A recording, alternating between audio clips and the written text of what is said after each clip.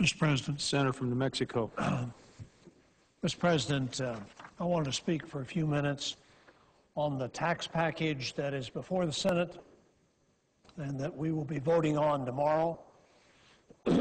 Yesterday, the Senate voted to proceed to this $857 or $58 billion package that would have the effect of extending all personal income tax rates for 2 years, substantially reducing the estate tax, and establishing or extending a host of tax incentives for American families and businesses.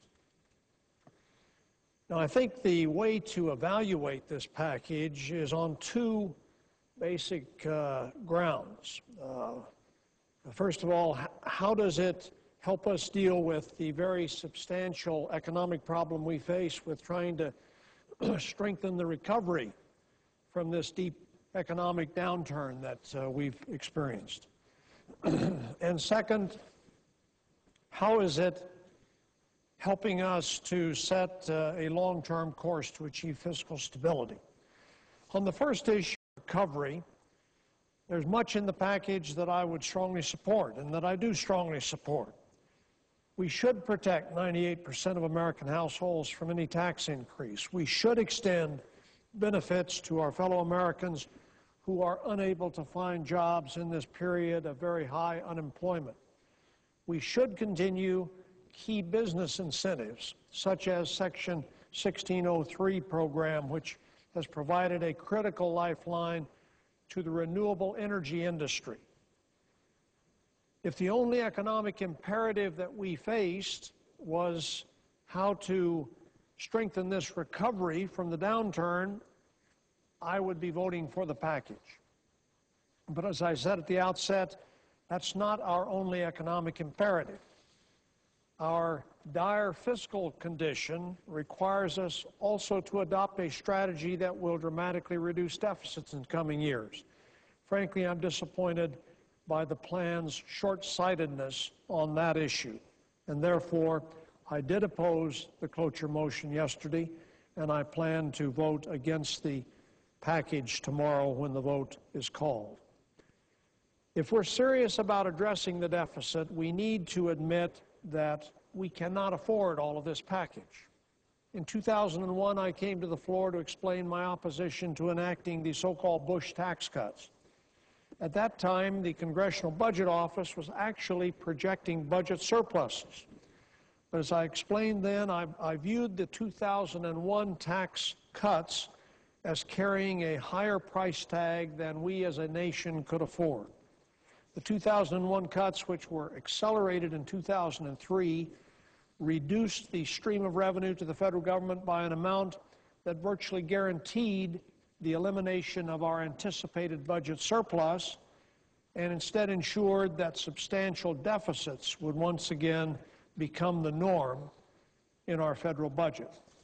The result, which is a federal debt that today nears $14 trillion, could have been avoided under the Bush tax structure only if there had been major cuts in spending at the same time. As we all know, no such cuts in spending were ever proposed by the President, and no such cuts in spending were ever adopted by the Congress. In fact, in the years following the Bush tax cuts, spending increased very substantially. The Bush tax cuts were larger than we could afford when they were adopted. Including interest costs, those tax cuts account for nearly 55% of the deficit that's projected to the end of the next decade. Once again, in my view, we cannot afford to extend those tax cuts in their entirety today. The nation's debt now stands at 62% of gross domestic product.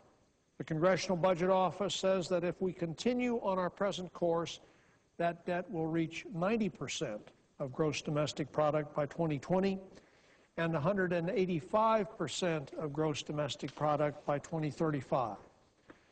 This concern is not merely academic. Our growing deficit has stark consequences for our government's ability to meet essential priorities.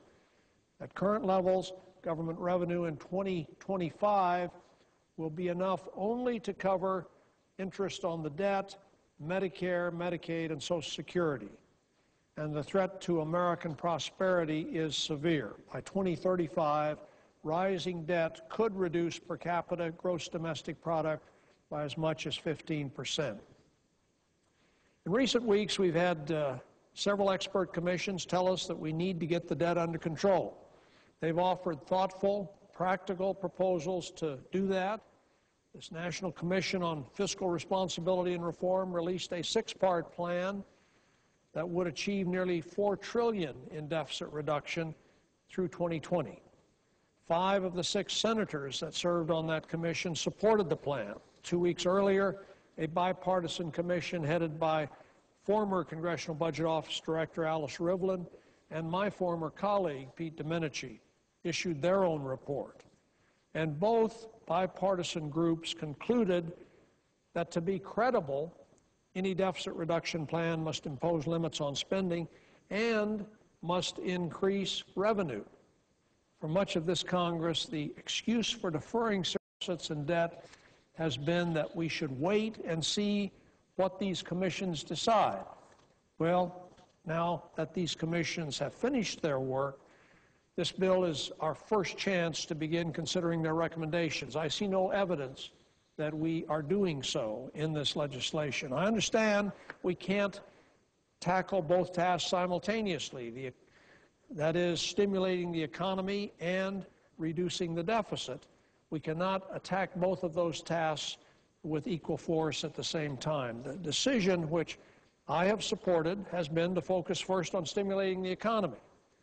But that focus does not excuse us from also taking the relatively easy steps that are available to reduce future deficits. I agree with the Commission for a Responsible Federal Budget, whose leaders argued that, quote, the critical objective is to pair any stimulus for the short term with a credible plan to reduce the debt in the medium and long term. We should be talking about what triggers to attach, how to pay for the new package over the decade, what spending cuts and tax reforms to make. It's unfortunate that that conversation has not taken place. Because the cost of the package is not offset, it has been, unfortunately, larded up with very wasteful provisions that do little to stimulate the economy. The most problematic is the one many colleagues have commented on, that's the $129 billion to extend tax cuts that benefit only the very high-income American households and reduce the estate tax below 2009 rates. Proponents of the bill say that because the economy is weak, now is not the time to allow the tax cuts for the wealthiest households to expire. But a Congressional Budget Office report issued earlier this year tears down this argument. They examined 11 options to stimulate growth and job creation, and they concluded that the extension of the 2001 and 2003 tax cuts was dead last in that list of 11.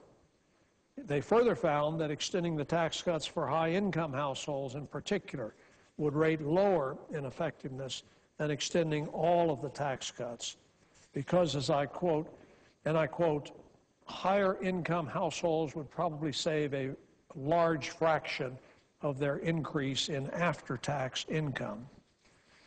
There's one comparison that puts this sharply into perspective, at least to my view it does. Last month, the President announced that because of concerns about the deficit, he was proposing to freeze all civilian federal salaries at a savings of about $2.5 billion a year. I stated at the time that I supported his decision, but in this package, we will erase those savings nearly 3 times over merely with the reduction of the estate tax from the 2009 levels. Is it not enough to reinstate the 2009 estate tax provisions, which exempted $7 million in assets per couple and taxed amounts above that at 45%? Under this package, the exemption is dialed up to $10 million per couple. The rate is reduced to 35%. So instead of reaching only 1 out of 400 American estates, Americans involved, this plan would subject 1 out of 1,000 estates to any tax whatsoever. So while a GS3 clerk at the Department of Agriculture office in Albuquerque will have her salary frozen in the name of fiscal responsibility, the heirs of a $50 million estate will save $5.35 million. In my view, this is unwarranted generosity that will cost our Treasury an added $7 billion a year. Americans are right to question how we can be serious about reducing the deficit when we're ready to give wealthy heirs a windfall with no benefit whatsoever to the economic recovery. I also am troubled that the package makes the tax code permanently temporary and falsely assumes that we'll be able to achieve a different outcome when we debate this issue 2 years from now. The cover of the Wall Street Journal points to a story entitled "Temporary Tax Code Puts Nation in a Lasting Bind." This is in today's Wall Street Journal. The piece opens with this sentence. It says, "Welcome to the world of the temporary tax code."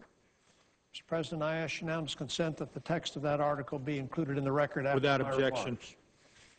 A main argument being used in support of the extension is that this is the only proposal we can get our Republican colleagues to agree to.